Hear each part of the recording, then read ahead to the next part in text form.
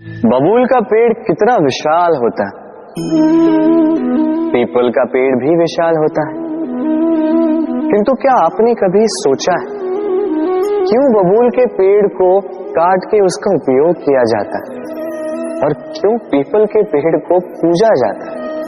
इसलिए क्योंकि पीपल का पेड़ उसके नीचे बैठे पथिक को छाया देता है, अपनी डाली पर असंख्य पंछियों को बसेरा देता है, किसी को काटे चुबाकर दूर नहीं करता, बल्कि उसे शीतल छाया देकर उसकी थकान हर लेता।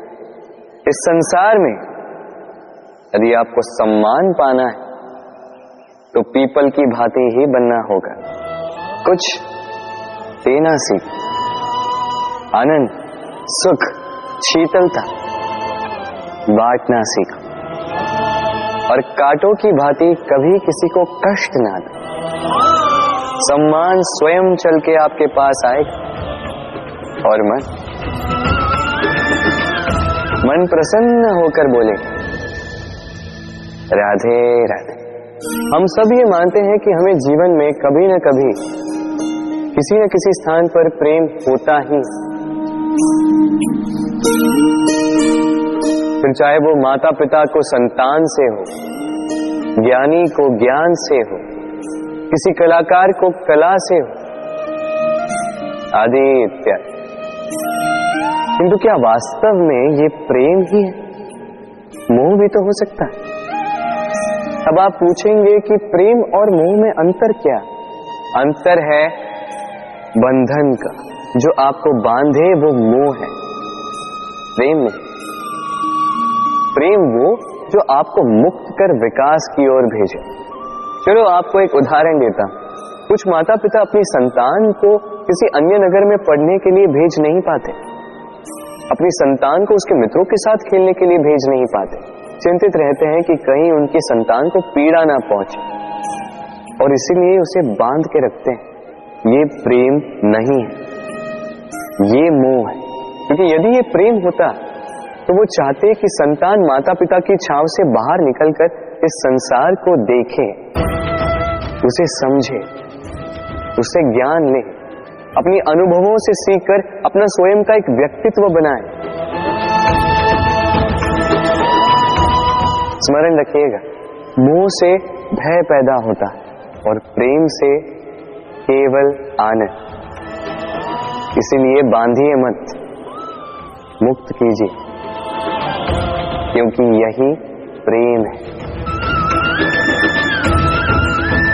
राधे राधे। संसार में संबंध बहुत ही महत्वपूर्ण होते हैं। अब प्रश्न ये उठता है कि संबंध कैसे होने चाहिए? संबंध शब्द के प्रारंभ में ही सम शब्द आता है। सम अर्थात समानता। तो किसी के साथ संबंध निभाते हुए इतना मत झुकिए कि उठने के लिए किसी के सहारे की आवश्यकता पड़ जाए। स्मरण रखिएगा, जो झुकाना चाहे वो कभी संबंध निभा नहीं पाएगा। संबंध उसी के साथ जोड़ी जो आपको समान माने, आपको सम्मान दे, क्योंकि सम्मान से ही संबंध पनपेगा और बढ़ेगा। राधे राधे। कभी सोचा है जब माता संतान को जन्म देती है तो क्या होता है?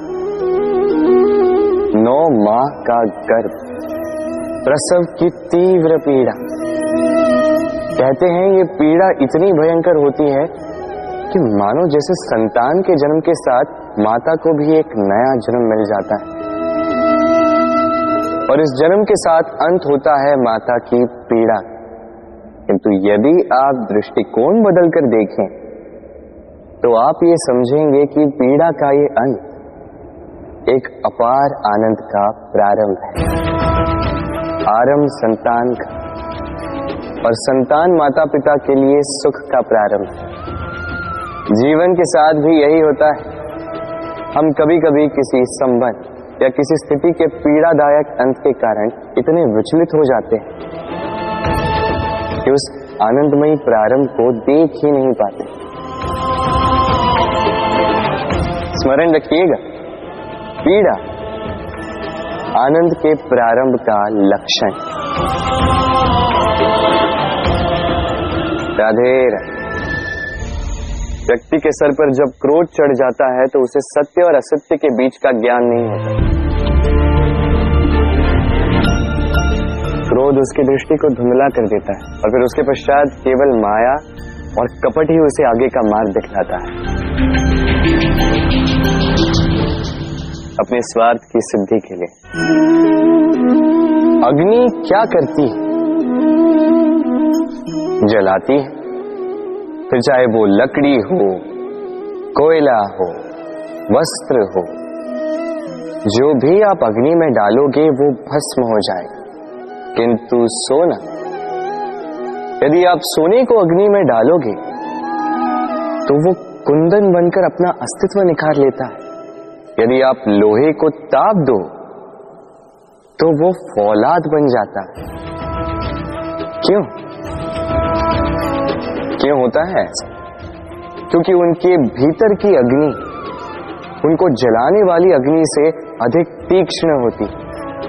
ये अग्नि है निश्चय की, ये अग्नि है पवित्रता की। यदि आपका निश्चय दृढ़ हो, आपके विचार पावन हो, तो कुंदन बनकर निकलोगे,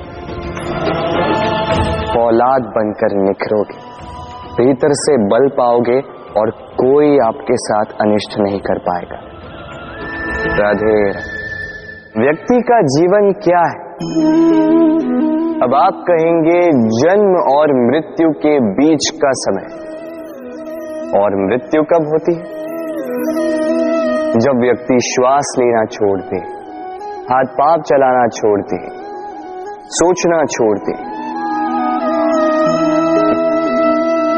ऐसा नहीं। देखिए, जल की मृत्यु तब नहीं होती जब वो सूख जाती। जल की मृत्यु तब होती है जब वो प्यास बुझाना बंद कर देती है। सूर्य की मृत्यु तब नहीं होती जब उस पर ग्रहण लग जाए या जब सूर्यास्त हो जाए। सूर्य की मृत्यु तब होती है